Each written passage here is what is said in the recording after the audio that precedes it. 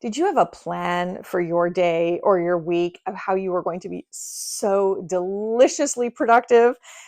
And has that plan completely gone out the window?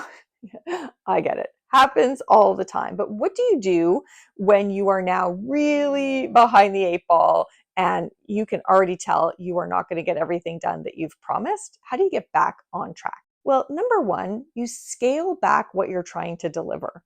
Find most people tend to deliver at a uniformly very high level.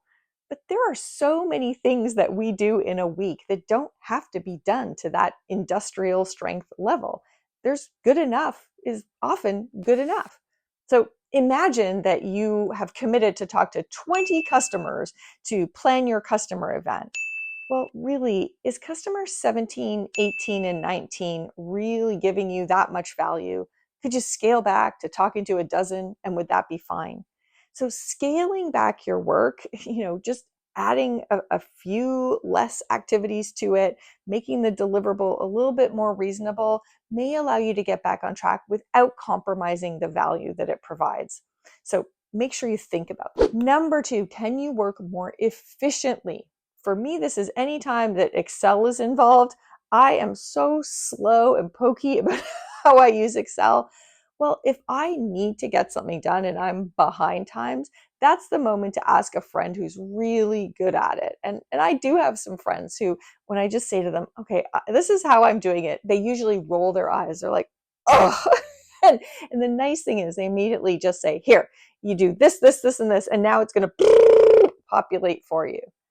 Ah, yay. There are often more efficient ways to get things done. Number three, one of the reasons that our plans get really blown to pieces is that we're waiting on something from somebody else. And I get really stuck when this happens. So, I was planning to use my afternoon to prepare these materials for next week's client offsite, and I don't have the stuff from the client yet. So I guess that means I have to play the QS watermelon game for an hour while I wait. No. So I get stuck and I get stubborn about doing things in the order I had planned, and then I waste a whole bunch of time waiting. So think about the people who sit in the traffic jam, just sitting stopped in a lane, and the ones who go like, oh, there's a little spot I can move into because that lane is still moving. So that's what I'm advocating. Don't stick to your original order, swap the order, move to the lane where you can make some forward progress. So then when you do get what you need, you've actually cleared a few other things on your to-do list and you've got the space to do it. A couple of other things I notice that often when we're behind on our plans, we feel really terribly about it. We're anxious, we're kind of fretting, and we often suffer in solitude. And that's a really bad approach.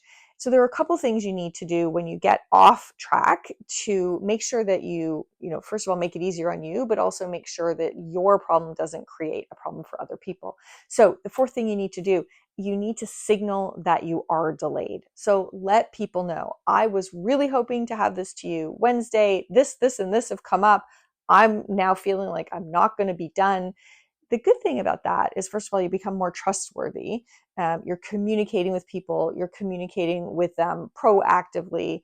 It also gives them the chance to say, oh, I really need that by Wednesday. Is there somebody else we could involve? Could I take something else off your plate to make sure you can focus on this? So signaling the delay is really important for trust on your team and for making sure that when your domino is falling, it's not knocking down all the rest on the team. And the final thing is ask for help.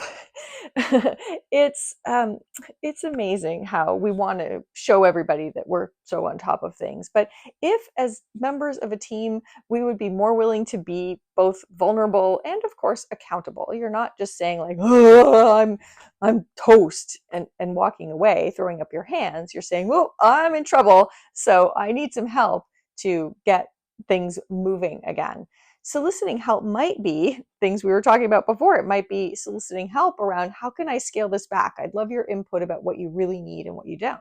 maybe asking help to be more efficient. Hey, Excel friend. But it could be all sorts of other things that they can provide to you, taking something else off your plate, et cetera, et cetera. So that's a really valuable kind of help. But the other kind of help that we don't think about often enough is, how can I get help on a variety of other things? Help might be, I know I'm going to be pulling into the house 30 minutes late because I've been trying to get back on track. Help tonight is is a meal delivery. That's a form of help. When my kids were young, we and another couple used to share a lot of the driving and all those sorts of things. And occasionally one of us would be in a pickle at work with something we had to get done. So we would just say, hey, could you just grab my kid at the daycare, bring them home, and give them a granola bar, and I'll pick them up in an hour or so. Wow, was that a lifesaver so many times when we had young kids.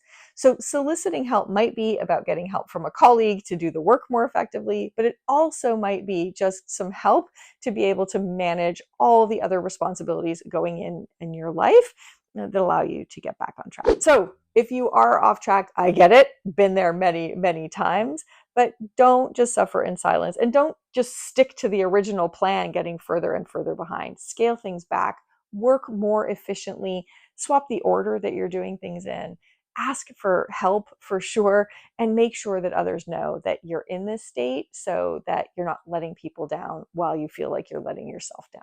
That's what to do when your time plan goes out the window.